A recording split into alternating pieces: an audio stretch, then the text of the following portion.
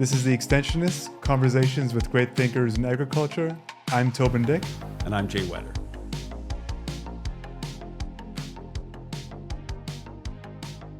Hey, Jay. Hey, Toban. How's it going? Good. So I'm really excited about today's guest. I've heard a lot about him. Yeah. I know you know him. I know people I know him. My friend Daryl knows him and speaks highly of him. And he's a huge fan of the podcast also. So that's massive. Yeah. And I know that he spends some of his time farming in Manitoba and some of his time working in ag tech for a venture capital firm, more than just ag tech, in San Francisco. Yeah. And have you ever been to San Francisco? I have. So my wife and I went. We went as part of a road trip that we took in just out of university. One of those road trips that you take, but you can't afford to take them because you're just out of university. Yeah. It was an old VW TDI, it was a Jetta, right? So it cost nothing to drive this thing, like 1,000 kilometers per tank. So we drove this thing. Air conditioning didn't work. Taking it in summer, we drove it West Coast Canada, and then we took the Pacific Coast Highway down, and we spent some time in San Francisco. And what we loved about San Francisco and what we learned there that we still apply today is we did a city bus tour. So like one of those hop on, hop off buses. And to this day, if there's an opportunity to do that in a new city, we do it because you learn so much, right? And then you can go back around and do your own thing once you've seen the city. Yeah. Totally. So you learn these kind of core areas, and you get a kind of lay of the land, and then you're set loose, and then you feel you have some purpose or a framework to explore further. But great memories for the brief time we spent in San Francisco, for sure. The last time I was in San Francisco, I was with Scott, and so he drove me around to show me the city, and I'd been there a couple of times before. But you know that I don't know whether you saw it, Lombard Street. It's famous because it's this windy, narrow, very steep street. And so when Scott and I were there, a moving truck was actually like wedged in. Like, I do not know. Like even if you had to back that thing out, like I don't know what the grade is probably 30 degrees or something insane like that, or get a helicopter or something. But yeah, so Lombard Street was blocked off because this moving truck was stuck down in there, and I have no idea how they ever got it out. Maybe it's still there. I do remember the street. The bus, of course, goes there. Yeah. And I have a photo from an old camera on that street. I remember thinking like the logistics of actually living on that street and parking and I know, would just be insane. Yeah. But no, I'm very much looking forward to today's discussion. So we will touch on San Francisco, but we're not talking about But Scott does live in the area in the winters, which is so cool. Should we get on with it? Let's do it. Right on. But before we start today's interview, we want to thank our episode sponsor, Manitoba Pulse and Soybean Growers.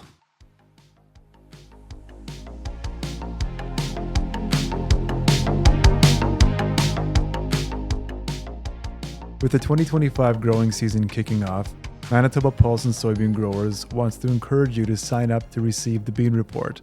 This bi-weekly newsletter shares independent, up-to-date information on soybean and pulse crop agronomy and research throughout the growing season, straight from MPSG's agronomists. Visit manitobapulse.ca to sign up for the Bean Report.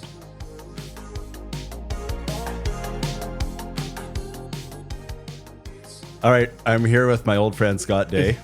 Scott is an agronomist and director with Fall Line Capital, which is based out of California. Scott also farms near Dand, Manitoba.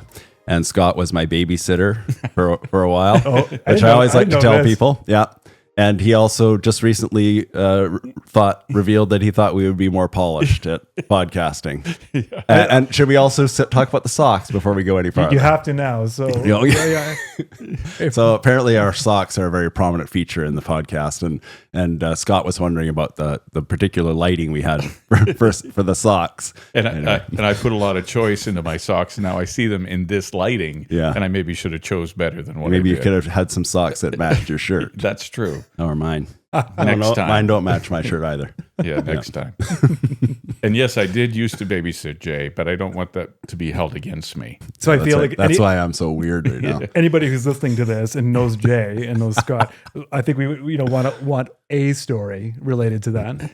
Like, do you have a little? You want a babysitting story? I would love a little anecdote about you babysitting Jay. Well, it was the three Whetter boys, and they were always so active. I just had fun babysitting them because they were kind of feral kids anyway. Oh, I like that. And we just let them out in the pasture. Sure. Yeah. And then I'd go get them at the end of the day, just like dairy cattle, bringing them in for milking. Collect them. Yeah. And then I'd take the check and go home. It was the easiest. You ended up I babysit a lot of kids in the community because we were a small community, but I always liked babysitting the Whetter boys because they were always so active and fun. But there's specific stories that I won't share. Sure. Like me beating up my brothers. Yeah. I just remember your dog always being center of things. And we went out into the pasture and you guys were pretty little and the dog caught a rabbit, brought it back and ate it in front of you. Yeah. And you're a little bit traumatized by it all. But it's all a part growing up on a farm. For sure. Yeah. For sure. Yeah. So Scott, I've heard a lot about you. Oh no. Right. So my friend Jay talks about you. So lots of people. Ashley. Right. And how you're from Delaware. You're from that area of Manitoba. The center of the universe. Of course, yes. naturally. And, but yeah, you also spend time in San Francisco and you do some very interesting work. And so I've heard snapshots or little snippets of what that work is. And I find it very fascinating, and I think our listeners would like to hear that as well. Just that kind of I'll maybe share a little story from way back as to how I ended up with kind of always having two careers. So I was a U of M grad, and I don't know if I was even would qualify for postgraduate, but my friends were going to do their masters or whatever, and I decided to go on one of these ag exchange work experiences, which was fantastic. Like I was so lucky that I got to do that. So I went to Australia for almost a year and then Ireland for almost a year. And I came home and I didn't know what I was going to do. Didn't have any money. And our farm isn't very big, so it's not a lot of room to just all of a sudden be part of the farm. So I interviewed for the ag rep job in Killarney. And then my neighbor was kind of retiring from his farm. And so I put an offer on this half section. And on the same day, on May 5th, 1989, I got the land loan in the morning and the ag rep job in the afternoon. And I've essentially been doing both ever since. And, there's a lot of people that allow that to happen for me, like my family and the people I work with have been very accommodating for me to be schizophrenic or whatever you want to say.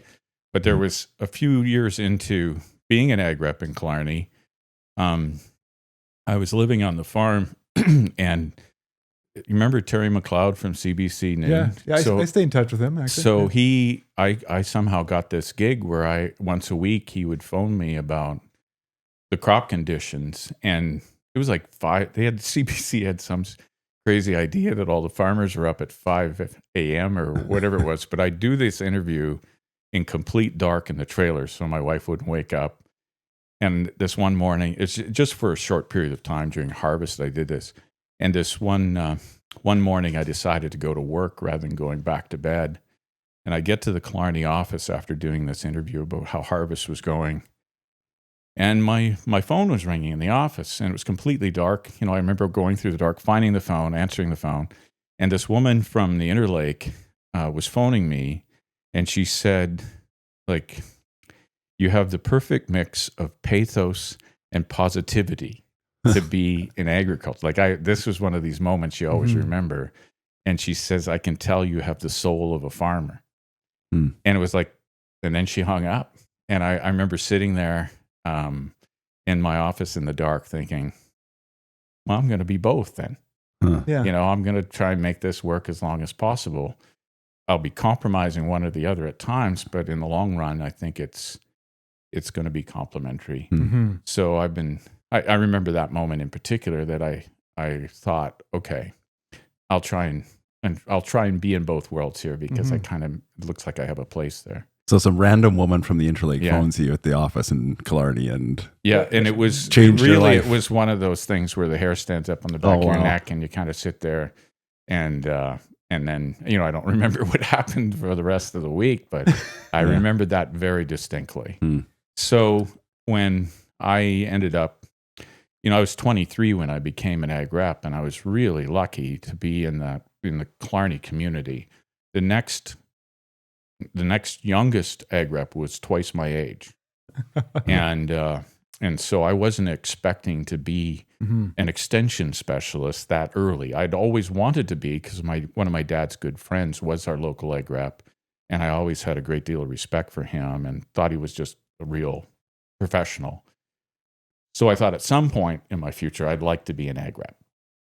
And when I was offered that at 23, I thought, that I'm too young, But the community was very patient and accommodating, and the people I worked with were kind of like mentors that and I just had, it was far enough away from home in Deloraine that I could drive, but not too close that I was people that babysit me would be judging me in my own community. Right. Yeah. So that was lucky, and then I ended up being the ag rep in Boissevain, and then running the research program in Melita.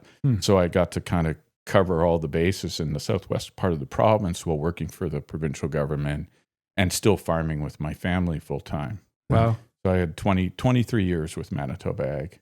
Okay. And then while I was on a speaking tour of Australia, that sounds kind of grandiose, but I was asked while I was doing my world tour in between the farm and and those are the best socks you have? No, I'm just kidding. Yes. Well, we'll see how we can do for the next one. But I ended up, because of those early work experiences that I had, in Australia, I had friends there, and they asked me to come and speak about why I grow genetically modified crops in a conservation ag system. So this became a much bigger thing than I ever imagined. I was there on a holiday with my family doing these presentations as a favor to a friend. But, looking back, I was pretty dangerous to the anti-GMO movement because I didn't have an agenda. I wasn't working for a company. I wasn't representing anyone but myself. And, at the time, Roseanne Wojcik was the ag minister, who I really enjoyed working with her and for her. And she said, don't get in any trouble down there and don't get in any arguments with anybody. Even though I'm on my holidays, she had a point, like, don't go around stirring things up because it's going to come back to the government. Anyway, so I gave this presentation in West Australia, and there was a woman in the audience that it was a small group, but she got up and walked to the front and started pushing me around. And Anne, my wife, stood up as if to take her out. Like, I'm not the fighter. And so, because we didn't know what was going on. Here she was the head of the anti-GMO movement in Australia. Oh, wow. Yeah. And she left the building and everybody calmed down. I didn't know what had happened. And she wrote this letter to the editor that went in all the major papers in Australia. And it was a sad day for agriculture in Australia, my play on my last name. Yeah. And she pointed out all these things that I would have answered if she'd stayed and heard my presentation. One of her points was that we saw a massive increase in farmer suicide in Western Canada since the adoption of GMOs. I'm like, that's not true. But then where's my data to back, Anyways, this ended up in all the major papers in Australia. I go to the next meeting in South Australia. There's like 300 people there, television cameers and so on. Oh, wow. And I'm thinking, I promised Roseanne I wasn't going to get in any trouble. Right. And here we are. Here I am. I'm from the government of Manitoba. And I'm here to help. I'm here to help you guys, the ignorant masses of Australia. So, so this became a much bigger thing than anticipated. And then I got invited back to speak at the no-till conferences in Australia about the same thing a couple of years later. And there was this precision ag expert that was part of those same meetings. Well, I'd never met him before. He was brilliant. He was the first farmer to ever use auto steer. He was the first farmer to ever develop or use a sectional control on a sprayer. And we became friends. That farmer was Clay Mitchell, or is Clay Mitchell. So a few years later, Clay decides to create this company with his friend from university, and I got the call as the first employee. So, and these aren't friends from the University of North Dakota. Like this was, I mean, Clay was a farmer. What's the other guy's name? Eric O'Brien. Eric. So, but they were, is it Harvard or what university? They were at Harvard together on the ski team. On the ski team. That's where our name Fall Line comes from. It's kind of hard to explain, kind of a pretentious skiing term to farmers for your. What does fall line mean? Fall if line, you're a skier. I'm not exactly certain myself, but I think it's the fastest, most efficient way down a hill. Yeah. Fastest way to your goal, the most efficient way to your goal. Okay. So that's I'm not going to be long-winded about everything, but that kind of encompasses how a farmer from Dan, Manitoba now works for a venture firm in San Francisco. Well, so it just goes to show that, striking up a conversation with some, not to say Clay was random, but some guy you meet halfway around the world, you never know where that might lead. That's a great point, because agriculture and food production is a common language no matter where you are. And even going back to that work experiences in those countries, there's just so many people that you meet that you become friends with for life because you share common concerns and goals and issues, even though you're in the middle of Australia or, in the Wicklow Mountains of Ireland. And I'm always, I'm always up for a conversation, if the other person is on a plane or a train or whatever, because those always lead to something fascinating. And you're a good storyteller. So do you think Clay connected with you because, and maybe it's a combination of all three, but that you were farmer, an extension person, or was it just that he enjoyed talking to you? Or that you're making headlines? Yeah. I guess you'd have to ask Clay what he saw in me, but I think in some ways we needed to have a person with the company because we're in farmland acquisition and management. And then, at that time, at the beginning, we weren't that focused on ag tech. So I was going to be part of, how we found farms, worked with farmers, and that was, a big part of what I did. I also know that Clay, where he farms in Iowa, he's never really had a crop failure, and he's only grown corn and soybeans. And I was coming from a place where we have some sort of a disaster every other year and have all this experience with other crops and other environments. So I was bringing a completely different perspective to the company. Mm-hmm. And we're very fortunate. We have a great team, and we have employees from, from Argentina, France, other countries as well. And it just makes it, always great to have those diverse perspectives in something like what we're doing. Mm-hmm. So Fall Line, what you said it was farmland acquisition, and now you're in and out of tech, I guess, which we'll get to. But what was the purpose of the company? So the two founders, these two friends from university, they Eric O'Brien, our CEO, he was a tech fund manager in Silicon Valley, and that's his home is the Bay Area. And 20 years ago, they were making a lot of money in tech. There'd been the bubble burst in 2000, and then things were coming back again. And a lot of people were looking to farmland as a stable, consistent investment against all this stuff that has incredible valuations but exists in the ether. Mm-hmm. It could go to zero tomorrow. And so Eric was contacting his one farmer friend from Harvard about farmland investment. And between the two of them, they thought, well, why don't we just do this ourselves? There's some distinct advantages in each, network and perspectives to create a farmland investment fund. And our initial focus was farms that in general needed fixing up, that we put in tile drainage or we put in irrigation systems, we introduced new crops, tried to create more diverse rotations, all that sort of stuff, but with a focus on soil and water conservation. And then the investors we attracted, for the most part, also put value on soil and water conservation. They didn't know a lot about farming, and they were going to maybe get distracted with some of the other terms that are used in sustainable farming. Right. But we were able to convince them that topsoil is the asset.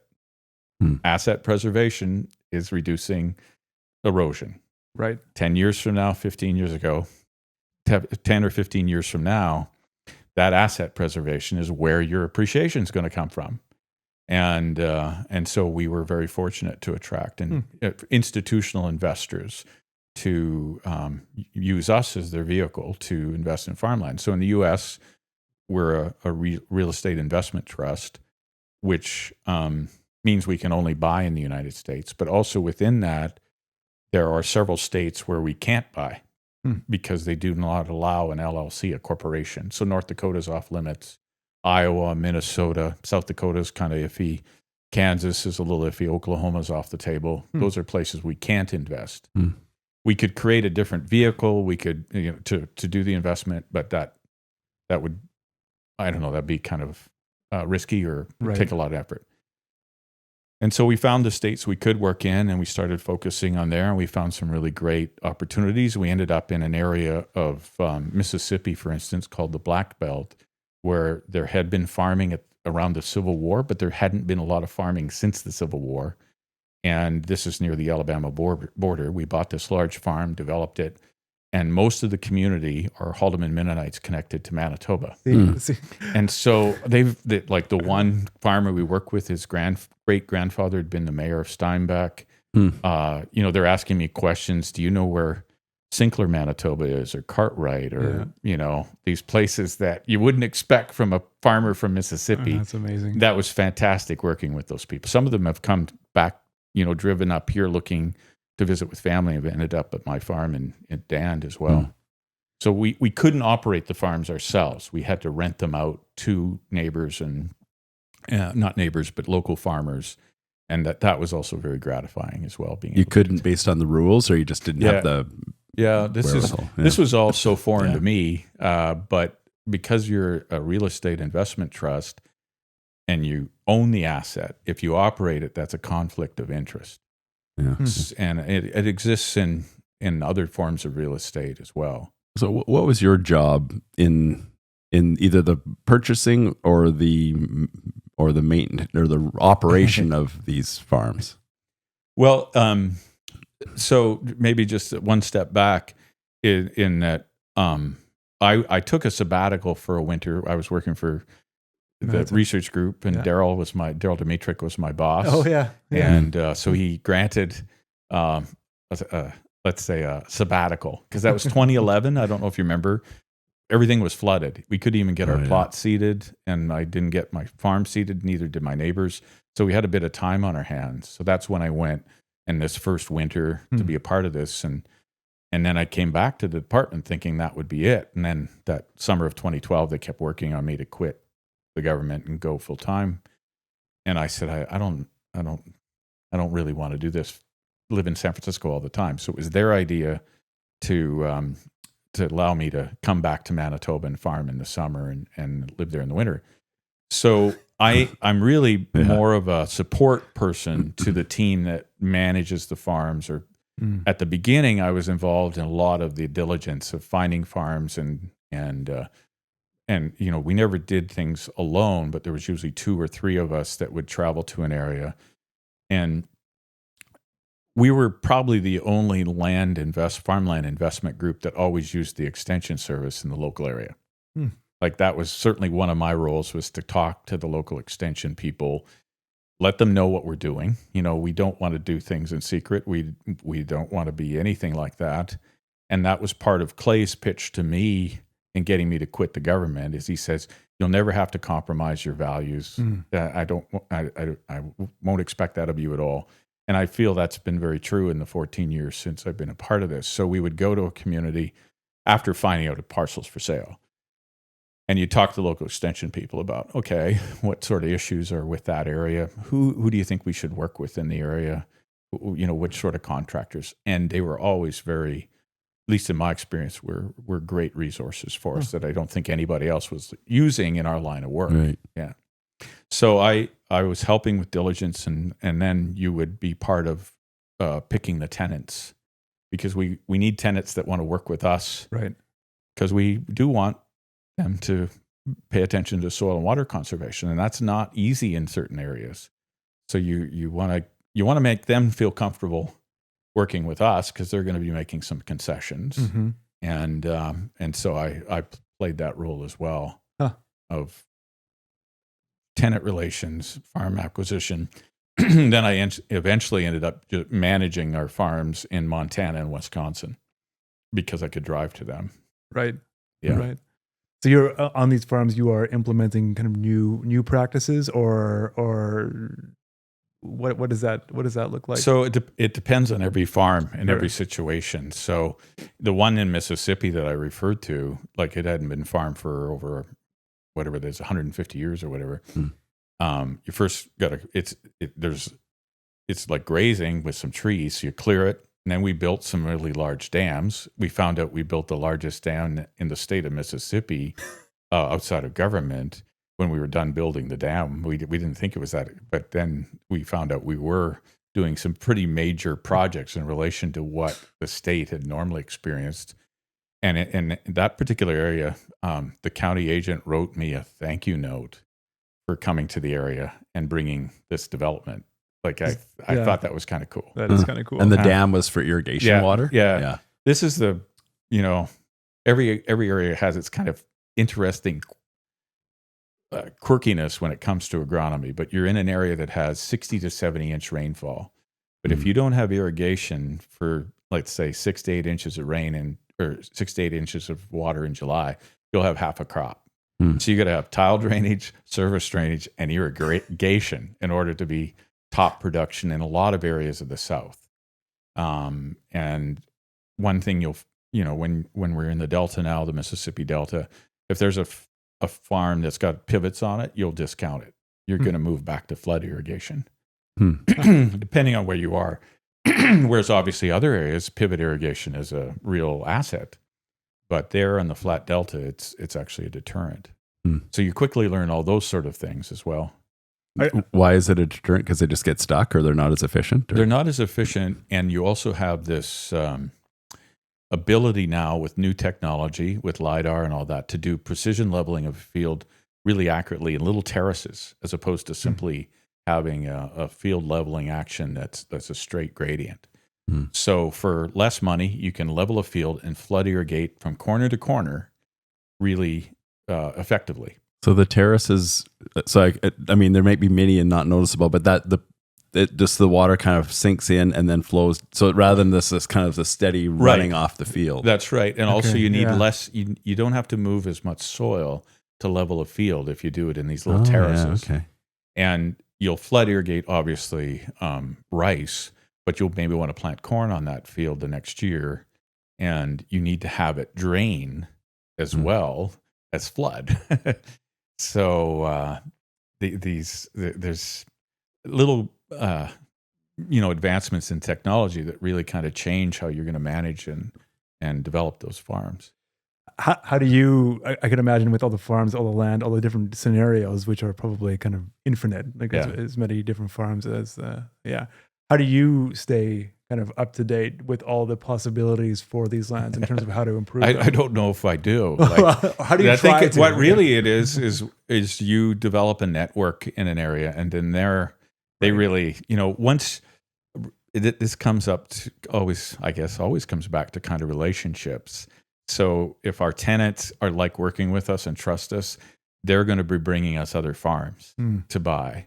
And if you're in a community and you're part of the community, you're not being kind of disruptive, the local extension service, the university, the companies, they're kind of like, hey, would you like to do this? So we're doing a project with our new farms in Arkansas with the University of Arkansas because they see in us probably a good collaborator in trying new things. Now, this will be specifically in relation to biochar and compost. We're doing some projects in the Pacific Northwest as well with local university, and that's probably what's keeping us. we're not doing new things for the sake of new things. Right. We're doing new things that might be not all that innovative for the area, but have just not been widely adopted. Because we still got to make money on these farms. Sure. You know? Is the compost manure compost, or is it some other compost? Well, the U.S., I think it's the Climate Smart program, has significant grants maybe right now. I don't know if they're still in place. Yeah, right. But you can't apply biochar to get the money on its own. It has to be mixed with a compost or a manure to provide the microorganisms to create the permanent carbon storage possibility for the biochar. So the biochar itself, right now, you can get it in many places for free because people made it in the lumber industry or whatever, and then they can't get rid of it. So we're not a huge proponent of this. We're just going to see how it works out. We don't think there's a negative downside, but that's just an example of one of the things we work with. But with your extension career before you came into this, how does what you learned as an ag rep translate into what you're doing? This is, I think that's a great question, because I think in particular, working with Daryl and the diversification groups, there's probably not a day certainly not a week goes by where I'm not referencing something I did at the research group Whetter. Still, that's awesome. Yeah, because we tried ancient grains. Well, I have experience with spelt and camelina and all these crazy ideas that come up from entrepreneurs in San Francisco. I had a person that very wealthy in San Francisco phone me wanting to buy 500,000 acres in Saskatchewan to grow quinoa. And I'm like, that's the stupidest idea I ever have heard. Just pay farmers to grow quinoa. You don't need to own the land. And then he was surprised I even knew about quinoa. And I'm like, well, I used to grow it in this demonstration plot. Well, then I got a call from another guy who knew this guy that wanted to talk about camelina. And I'm like, yeah, I tried camelina, Sure. So even though I don't have extensive experience, I know about the crop they're talking about. That's one thing. And then on the other side of it, you have so many, I guess, other companies that are trying to implement like products that aren't going to succeed, that never fundamentally had a chance, but they get a lot of attention. Yeah. And I have a lot of experience with that through working for Manitoba Ag. And so John Hurd, John Guplowski, Daryl Dimitri, those people remain important resources. Don Flayton, important resources for me in the U.S.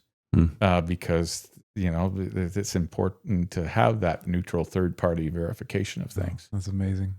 I've actually hired Ross McKenzie to do work for us in the U.S., the former soils guy out of Alberta. Yeah. Dr. Karen Boscheman, former research scientist at Lethbridge, she's been a great resource for us in methane mitigation technology. And so all those connections I made have been incredibly important for us making decisions on the farm and also in ag tech. I want to get to ag tech, but just with the farms. So you want to obviously make money, be successful. You're implementing a lot of new ideas. You're investing in irrigation, like you said, and drainage. Are there things that you've learned in running those farms in the States that you think any farm should consider? Oh, that's a great question as well. This is maybe a low ball, but I've done tile drainage on my farm in Manitoba because of what we learned with the tile drainage in the deep south, in Wisconsin, some of those other areas. And I'm not sure it's going to pay on my farm in Manitoba, but I know there was nothing else I could do.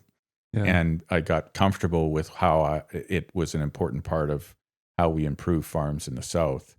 So that's a tangible one right off the bat. I think the other thing in our line of work, what's happened is we've fixed up and built some really beautiful farms in areas where we don't have a big tenant pool and they do not make money. You know, if we could move that farm, so it comes back to location, right? Yeah. And if we could move those farms, you know, even 100 miles somewhere else, they'd be worth a fortune. But of course, they were a deal. We developed this beautiful irrigation property, but there's not a big ag infrastructure in the area. It's mostly ranching. There's a few examples of that. Then we're not going to do that again. And when you finally do exit or sell, Yeah, I learned that word from you. The exit. Yeah. Oh yeah, that's So, like, are you looking for other institutional investors? Or are you trying to sell it back into the local? you know, we have a fiduciary responsibility to get the most for the farms. So we did have an unsolicited offer for many of our farms, which we sold to that entity. But then we sold a lot of farms to our tenants or our neighbors, and that was gratifying because you know they obviously saw we're the highest value bidder on the property. Yeah. And we sold our farms in Wisconsin to 19 different buyers. Oh, right on. Yeah. And in Montana, they've all sold to the neighbors or the tenants. But it isn't necessarily we made a lot of money on this. You know, but it is that they saw the highest value in, even though they're the closest to the property. So that was very gratifying. Yeah, for sure. And I know those other farms we sold to a single entity, that made things quite efficient, and I think we did well. But if we had the time and the effort to go through selling it to the neighbors and the tenants, we probably would have done well there too. I like that. Can we pivot to tech? Yeah, sure. So last year, I went because your producer is telling you to pivot to tech. It's like pivot. Yeah. That's enough of that, Jazz. I'm surprised he's not using a laser pointer to get you. Spools down your mic. Yeah, that's right. So last year, I spent 5 days with you in March at your house in Palo Alto, San Francisco area. And I went to the World Agritech Innovation Summit in San Francisco. And I never saw you because you were in a million meetings. I mean, I saw you at night but during the event you were so busy. But I remember that you invited me on a couple of these pitches from these people, and I was thinking that was really nice of Scott to let me come and hang out, and I did all kinds of talking. Of course, Scott's probably talked out, and he's like, it was nice to have you there to take over. Let's just let Jay ask his dumb questions, and I'm just, because I can't talk anymore. I've been in 100 meetings already today. This is Scott talking. Anyway, so I because this is about extension and communication. Yeah. And there's so many new ideas out there. Right. So I want to get your thoughts on how someone with a new idea pitches it in a way that's effective. Like what works from your perspective? Mm-hmm. Yeah. Well, like I said, we started out as a farmland company. We kind of became invited into the ag tech world based on where we were. So this wasn't the essence of our existence. This just became something we got invited into, and then we kind of had a knack for it. And part of it was, a lot of it is because we had farms in that perspective already, that other investment firms in technology wanted us involved, to give that validation or whatever. And then, we're probably talking to 700 to 800 companies a year, and there's only 5 or 6 of us. I had 2 calls on the way here, and you want to keep the network open all the time because things change, priorities change. We might have an opening for certain investments in an area where we didn't have that a week ago. So we always want to keep that going. And that's one thing I tell startups is, if we reject you, don't burn bridges, and that happens sometimes, these people that are put their life's work into a startup and then you don't finance them, they sometimes react very poorly. And I can understand that, but don't do that, because we will come back at some point. We could come back at some point and finance you. So valuable. Kind of last week, this past few days, I've been at an event. I had 5 requests from startups to review their pitch deck, even though they know we're not going to invest in them, because they want this same sort of insight into how do we get the attention of a venture capital firm.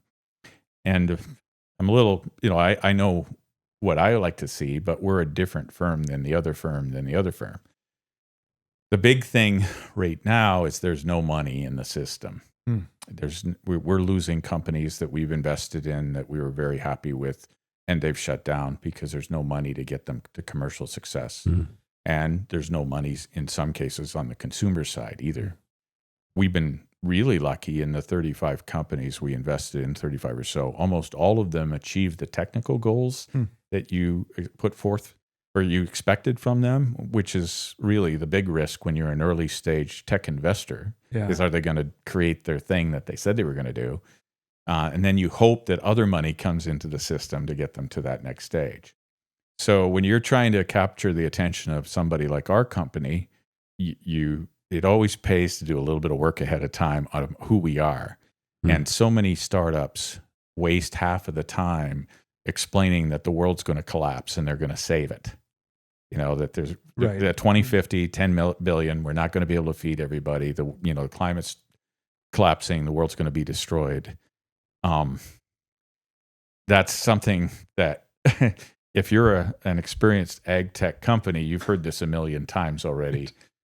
Get past that some way. You can acknowledge it, but get past it quickly and get to what is unique about your technology and what's protected, because we're not going to invest in something that somebody else is going to come along and, if you don't have the patents in place or the protection in place, that's really important. Trade secrets, we are taking a big risk if your only protection is trade secrets. Right. And then you want to have,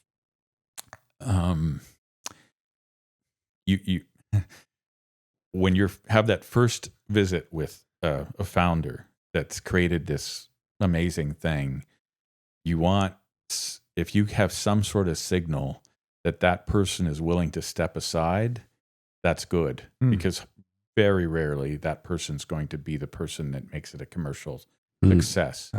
So if they're going to be, stubborn and obstinate, that they're going to, if you get that impression that they're not going to give up any control, then that's going to be hard for us to be confident that it'll get to some commercial success, because the chances of that happening is extremely rare. Right. Yeah. And we're dealing right now with a company exactly like that, early stage. There's no way this is going to be the person that just, we have so much going on in managing, finding out new companies and so on. We need these seamless changes in how they work. How do you know a person's not the right person? This is how it's kind of like, in a lot of ways, when you're in it for a while, you get certain signals about, how they talk about, at this point in the future, I'm going to do this and I'm going to do that. And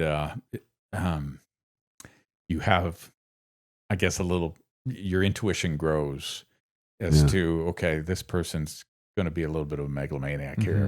It's going to be a bit of a problem. So it's not so much that they're super smart and they've created an amazing thing, but they just don't have the personality to sell it.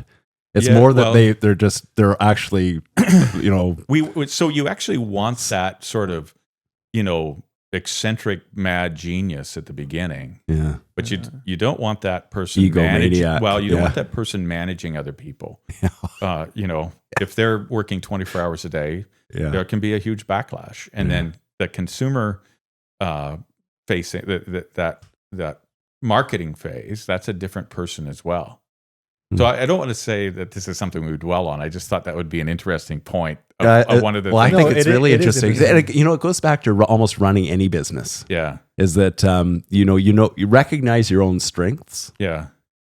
I mean, it takes some self-reflection, and then to say, how can I grow the business, or do I need to bring in someone else to grow the buess? Yeah, and if that person too close to home, I can't talk about it. Yeah. If that person brings that up early on, then we're gonna have a lot of confidence in that person.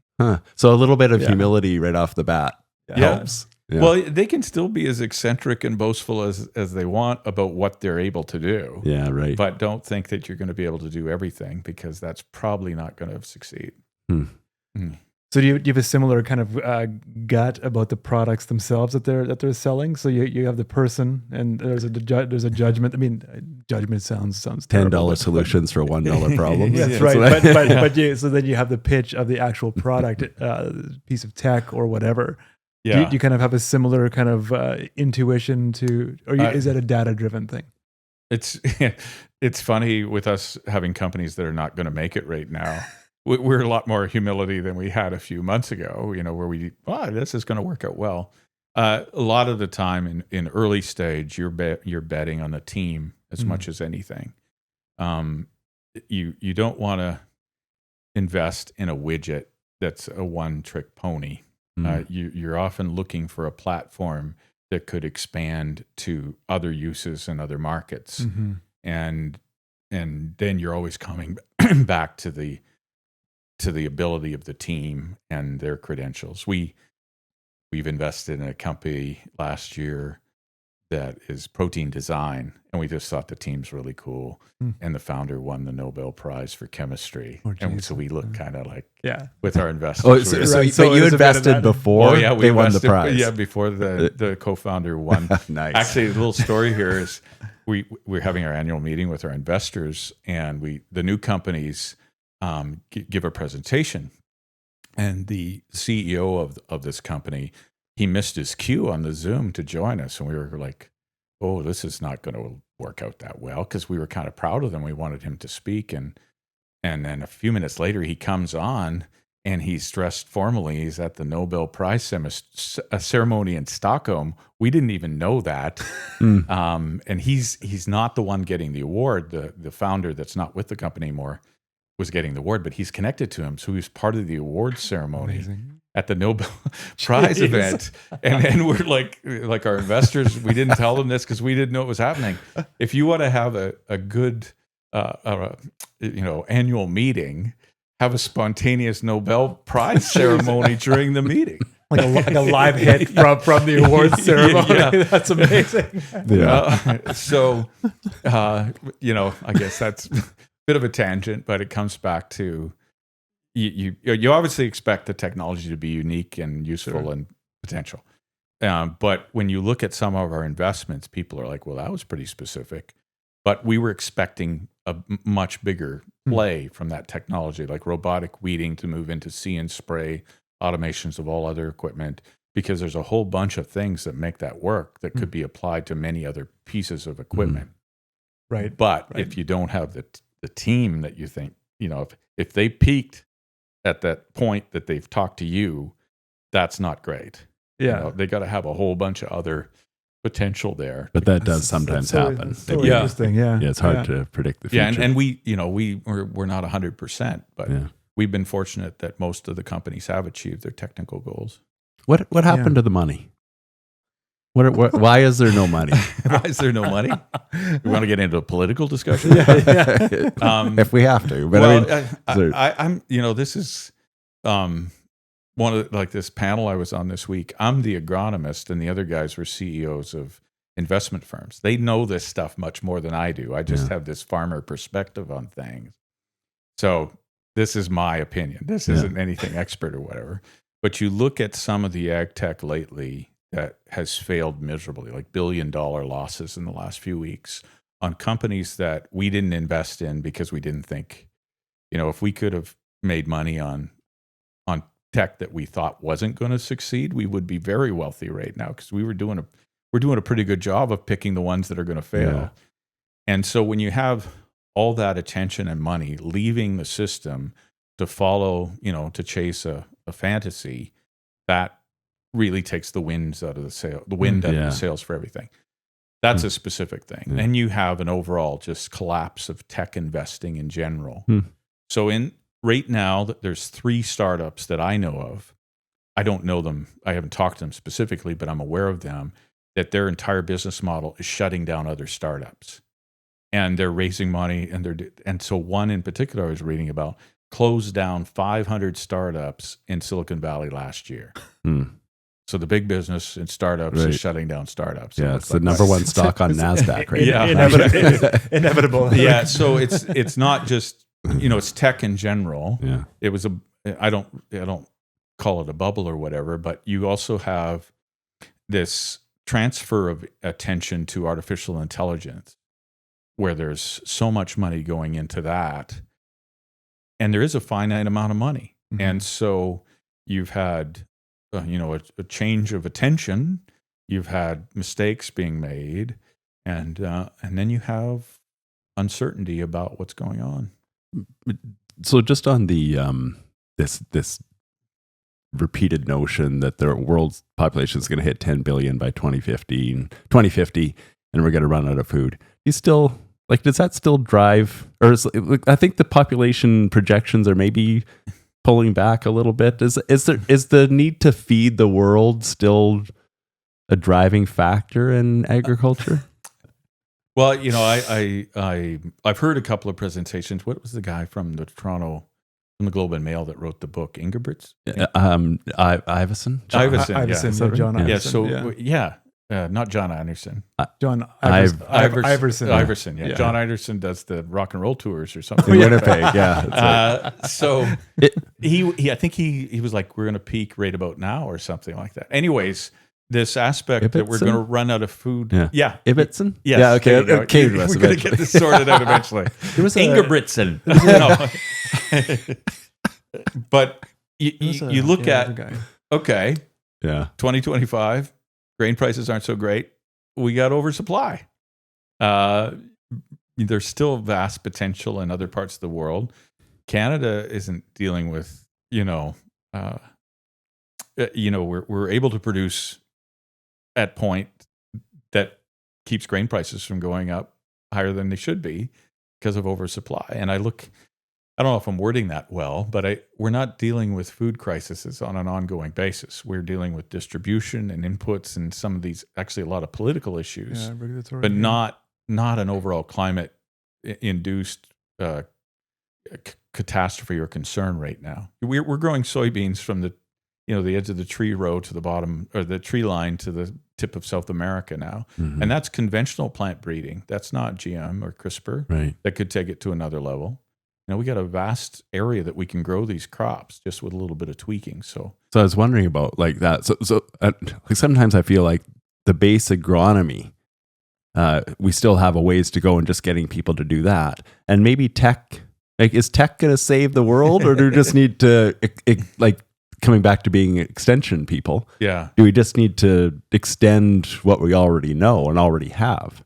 Well, those are kind of like two big general things. It's like, of course we think tech is going to do some things, but not all tech's going to do some things.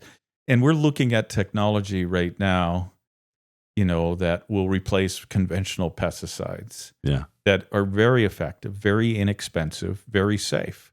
The RNA-based products that we've invested in a company that makes pesticides out of RNA.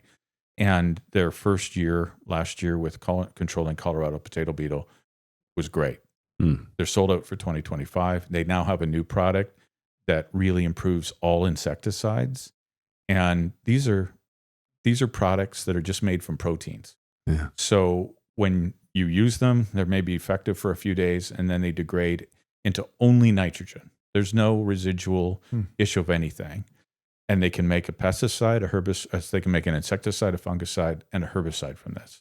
And we're invested in another company in France that's making the same suite of pesticides out of peptides rather than RNA-based stuff. And I think that's going to be profound. Right. Yeah, so maybe from the farm level, you're still spraying a product. So nothing changes in terms of your practices, but the product itself is technically much better than the old stuff. Show me the money, show me the return on investment. Mm-hmm. Yeah. I don't care it's RNA unless it's going to do a better job for less money or more efficiently. And I think that's going to be the case, at least the few products they have going forward. But as far as, I don't know, autonomous tractors and that sort of thing, there will be specific uses for that, but widespread will be a long ways down the road, if at all, in my generation. But these other aspects that are more related to platforms on even plant breeding continuing to make leaps after kind of a long period of not necessarily making big leaps, I think that's still there. I think when you mentioned that you want these people who are pitching to kind of get over that the population is growing too fast and we need to kind of have tech to save the day, because it's just like, I'm with you. I've heard that a lot in speeches at conferences and stuff. They're like, that's how they anchor interest. Yeah. I read into that a little bit, and I think like I would want them to get past that because I don't really buy it, or I feel like it's just too pat. It's just not getting at anything of substance.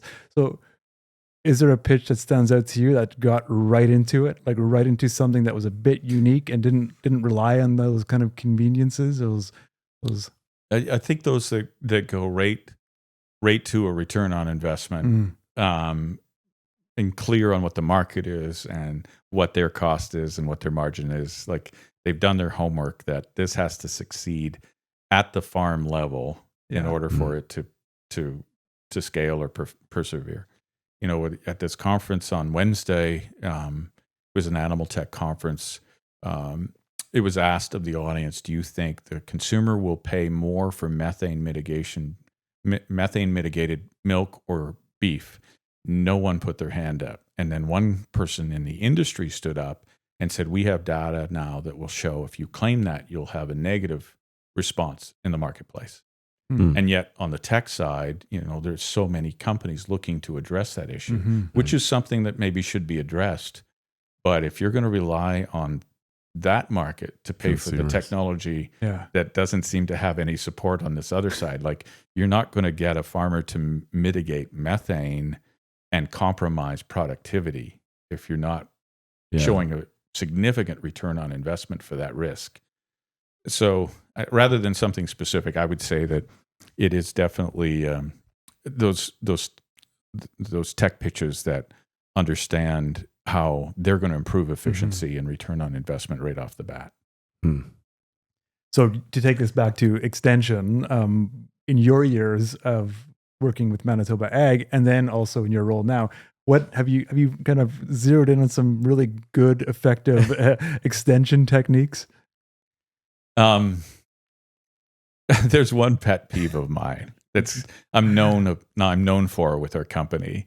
It's when they give a pitch and they use stock images or print photos backwards, like where the combine unloading auger is on the right side. Right. I just gloss over at that moment. Like you did not put an effort into that.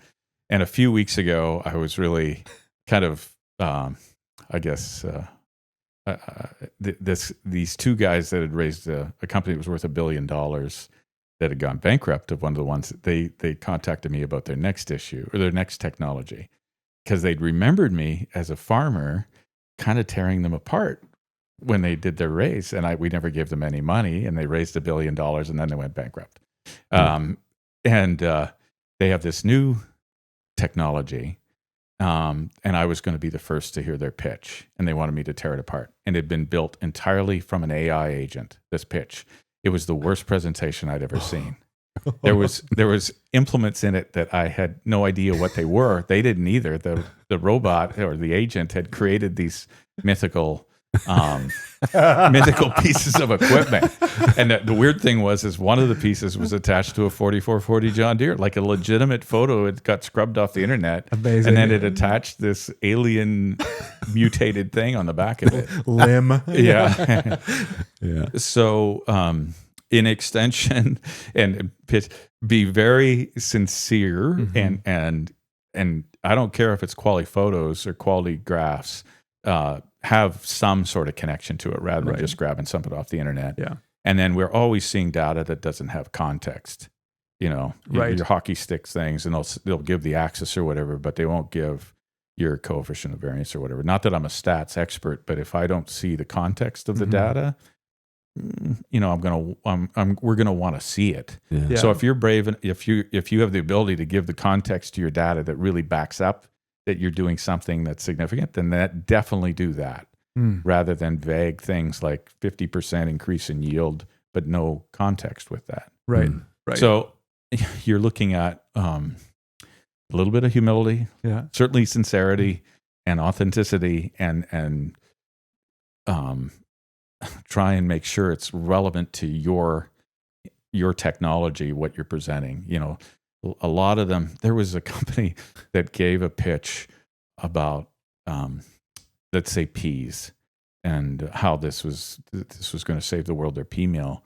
And it's a picture of a young girl running through a field of soybeans in southern Manitoba, because I recognized the hog barns and the Oh, and this is a jeez. California company. So they'd obviously scrubbed that off some website. Amazing. And they're bragging about what they're going to do saving the world with peas. And I said, that's a field of soybeans from Manitoba. You obviously, Right. and I'm like, if you're going to ask for $10 million, do some homework on that. Yeah, you're certainly preaching to the choir on that one. I have like dozens of examples, but I don't want to embarrass those companies right now. Sure. The safe space. No, I'm just kidding. Yeah. Nobody listens to this. That's right. Don't worry about it. I think I'm the 12th follower on your We're not even recording. Yeah, what are you talking? Wait a minute. Sorry. Yeah. I noticed it was unplugged. Yeah. You're watching the hockey game here. Curling, actually. Curling. Yeah. It's over. That's right.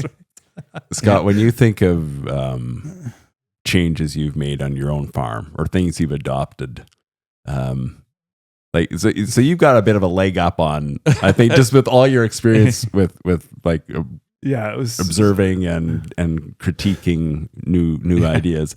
So has any of this stuff, you mentioned the tile drainage, Yeah. but as like, Yeah, what else have you? how do implemented? people get through to you now in terms of an actual farm Right. input? Well, it's, this was even more important when I was an ag rep because we farm like 3 miles of highway footage. Yeah. So farmers didn't care what I said. They want to know what I do, right? Like, Yeah. I don't care what you say. I want to see what you do in your farm. And I was, I guess going back into how I ended up here, I was really fortunate to be asked to be part of the No-Till Association when I was a new ag rep. And I remember they were all these older people that I had an immense amount of respect for. When they asked me to be part of the Mandeck No-Till group, I was like so honored. And then I said, I'm not a zero tiller. And they said, that doesn't matter because you will be. I remember it wasn't like, but you will be. And I did get to, switch in the early 90s. Then I was awarded the Canadian No-Till Farmer of the Year in 1999. Oh my gosh, that's Yes, amazing. and that's still on my bio, even though I love it. and that was that same year. This is where we're getting into story time. That was the year my grandmother's Christmas letter had how proud she was of her grandson for winning Canadian Rototiller of the Year. And so close, but so far. Yeah. I can just imagine Grandma's friends thinking, Scott's not much of an athlete. How did he win the Rototiller of the Year award? Anyways, that was actually became a part of my, how I ended up at those other events in Australia.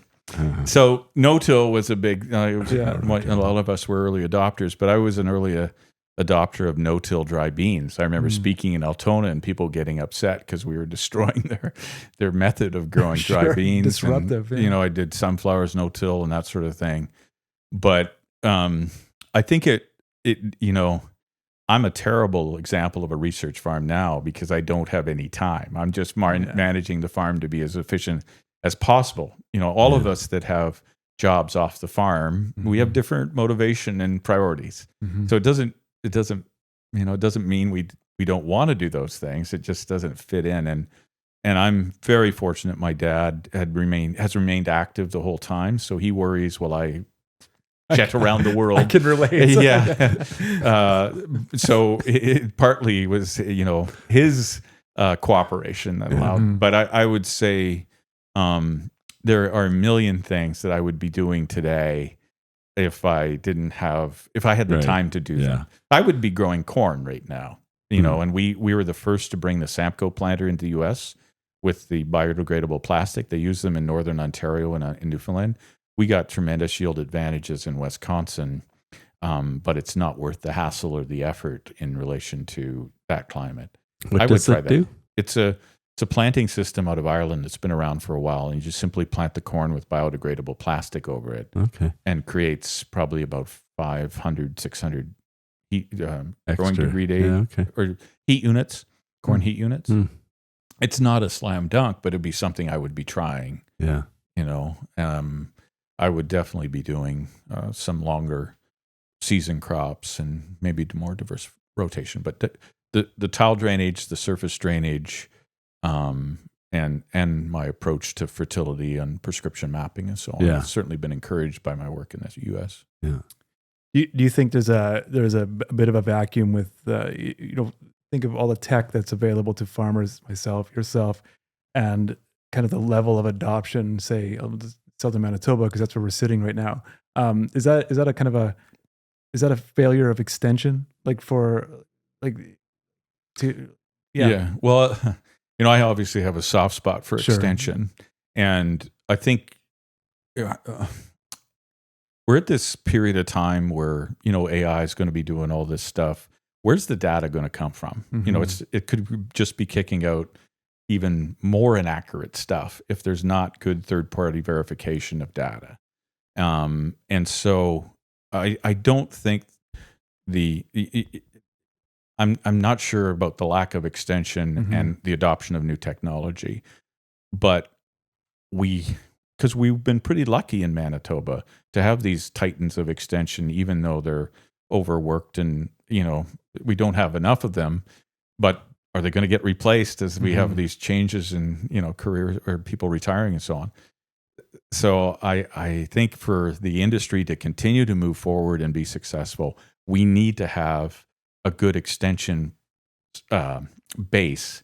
It may change. We may need 2 AI extension specialists. We may need some sort of new biotech extension specialists. When you look at how we've evolved into having meteorologists and other fields of science and extension, that's still, I think, needed to have an independent source of information and maybe a clearinghouse for the data that's being generated on farms. That we've seen no reduction in snake oil claims. Right. It's still and you can almost create these mythical situations easier now. Yeah, right. With all the technology that's out there. Yeah. Hence startups ending other startups. Yeah, I would say virtually none of the startups that I've encountered are setting out to be dishonest. Sure. That's not part of it, but there is a way to manipulate data now and presentations using AI to create mutated implements that you never knew what could be. Right. Yeah. It's not that concern or risk is going away. It's still there. Does tech need venture capital to come to market? Without that money, are we in a tech desert now for a while? Yeah. Well, of course, I'm biased there as well, because we are definitely bringing more to each company than just the money. Yeah. So, to be really clear, venture, we take ownership. Well, we take equity in a company early on, so we're a part of it, but we're bringing more to the table than money. It's our connections, our experience, our network. I think if you were to talk to any of our portfolio companies, they won't say money is the most important thing right off the bat. They'll say it's, and we're answering the phone from them 7 days a week. We have a company. On Sunday night, I was helping them find buyers for their products in Europe just through connections that I had that they don't have. And bankers, or the banking industry, that's debt financing. So you have to have your model all in place, and then you get funding against the debt, and they won't have the capacity in the network that we do. Right. So it works great when we work together. But if you take venture capital out of the startup world, first of all, it's going to slow things down. Public grants are going to be that much more important. And maybe some scrutiny will be taken out of the system as well, because we're responsible to our investors, so we're not going to be financing things that shouldn't get attention. Sure. Yeah, like a gatekeeper role on some of these things. Yeah, I can be very noble about sure, this, but I think it's true. Yeah, I think it's true. And no, I agree. We've become kind of a fraternity of venture ag tech investing, and I was with a bunch of them this past few days. And I have a lot of respect for all of our contemporaries as well. Those of us that are left are definitely trying to work together to this isn't our area of field, but would you be interested in this, or would you like to join us in this opportunity? I think that's making it that was necessary in this environment, but I think it's making it a better overall ecosystem for it. We do have to wrap up, but I have another question too, but okay. what is yours about? Just so I don't forget it. Do you find that you find that there are people coming up in the system similar to yourself who will be able to kind of bring that perspective? Do you feel confident in the next generation coming up to fill your shoes? And I look at what I do and think there's probably 1,000 farmers from Western Canada that could do what I do, right, if they had the fortunate network and support that I did. And you know, part of your success is staying to what you know and not trying to be too somehow understanding things that are well beyond your scope of understanding. So I think so. But I don't know people specific. I know friends of mine that would do a great job in what I'm doing, but they can't afford living or taking away from what they're doing right now. Right. So, I mean, Scott, part of your success is that you're very good at talking to people and meeting to people and finding people. So you found Clay. Yeah. You also found Catherine Zeta Jones, which we'll get to in a second. Oh, you want to get into that stuff? Yeah, well, we're going to end with that. The producer wants us to wrap up, but no, it's a fairly quick story. But I do want to ask one more serious question.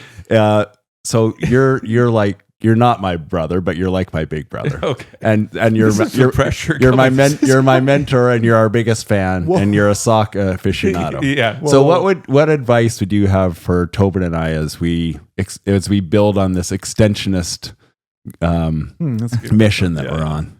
Oh man. Yeah. He's asking for venture capital money. Well, it depends on what you're looking for. Right. You know. But I've met a lot of great extension people in the U.S. and from other countries as well that are kind of that's who they are. I mentioned this before. It's been a hard transition for me into venture because when I was in extension, I shared everything I knew the moment I knew it. You know, I had a weekly column or whatever. I was just, oh great, I got something to talk about. And you move over into venture and you got to be discreet. Yeah. You know, I probably shared too much today. You know? And so, but it doesn't change that you can be effective in venture as well. It's comes back to networks and networking, and I try even when I first started in Killarney, I always had this goal of giving you a call back, even if I didn't know. Like, I remember one time I got invited to the Chinchilla Growers Barbecue, and I'm like, thank you, but I didn't know you barbecued those little suckers. Yeah. I thought they caught on fire, and the woman was quite perturbed.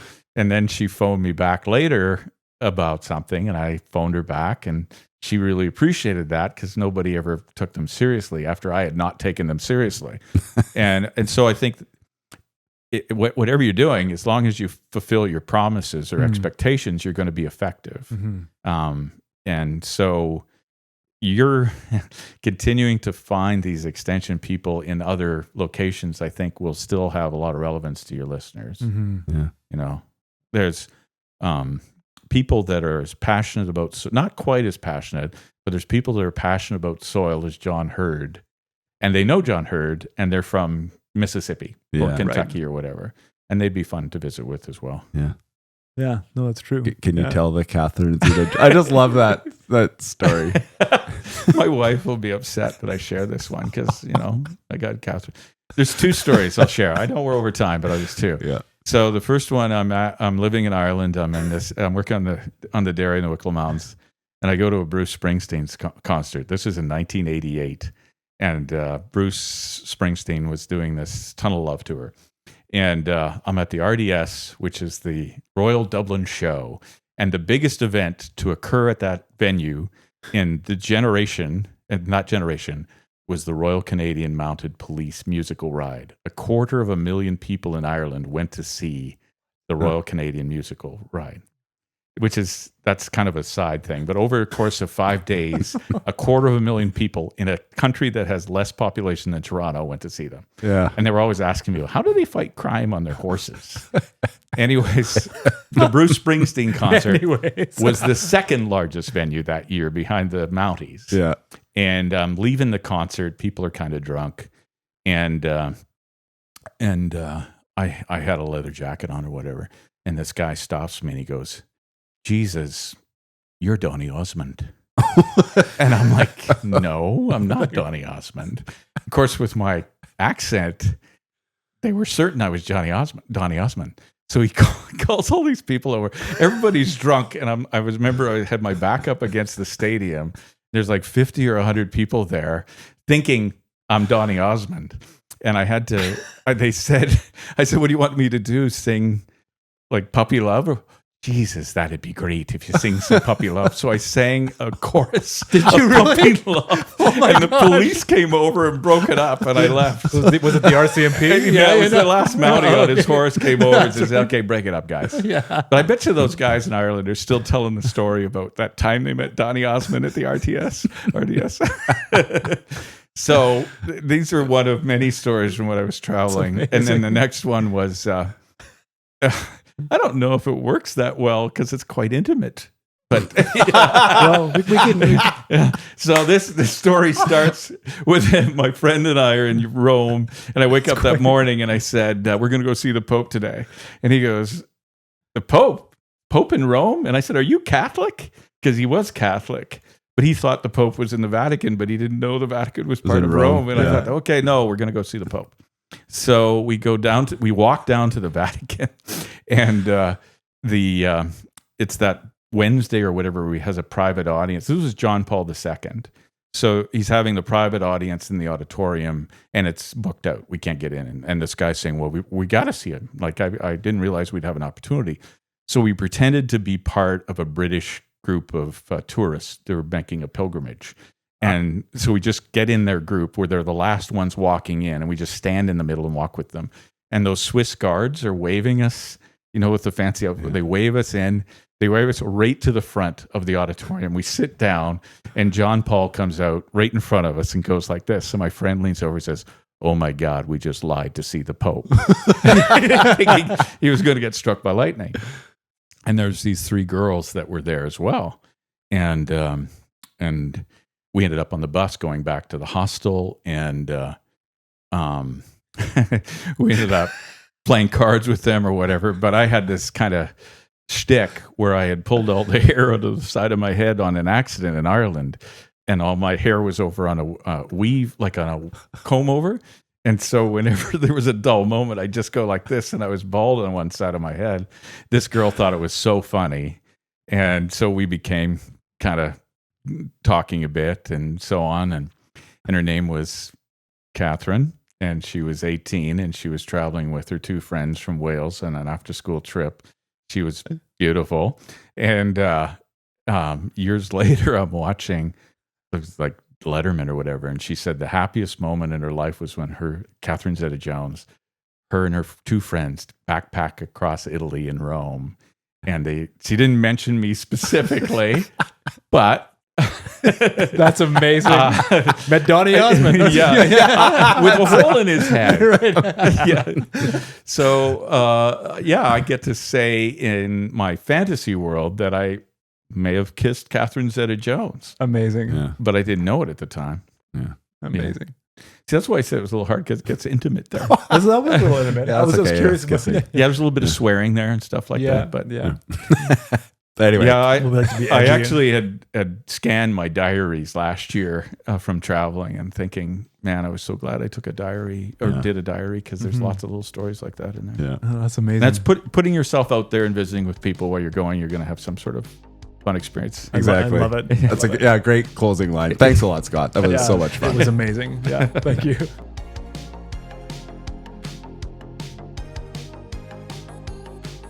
Well, that was fantastic. I learned a bit about you because he babysat you, which is always that's a fairly it's a close relationship or an interesting one. Scott's sister Kathy and Scott were our 2 favorite babysitters, and we had this one other guy who also was from the neighborhood, Scott's age, and he babysat us once. And my brothers and I built a lot of Lego.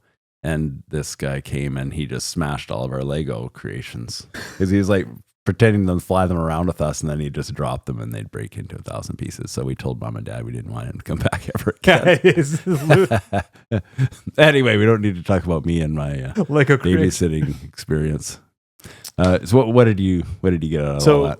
I mean, it is just phenomenal that a guy just who lives not too far from my farm, but just has this collection of experiences and continues to have them, and is my first time meeting Scott face to face, which was a complete honor. What a great, and also what a great storyteller. So one of the things that I really like, it's one thing to have this collection of experiences, right? So you can go, and I mean, I talk to basically everybody who's around me also, so I get it.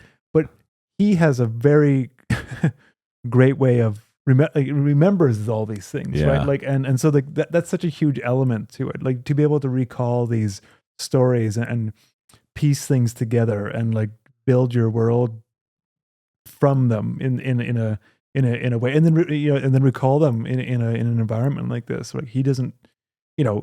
He's probably quite comfortable because he's used to being in a multitude of different contexts. But I always love that when he can recall. He's recalling specifics from events like the Donny Osmond story or these things, right? Where it's like, it's not general. He remembers the details, and like that matters. That really stands out. So I loved his ability to share and tell these stories. That was great. I know.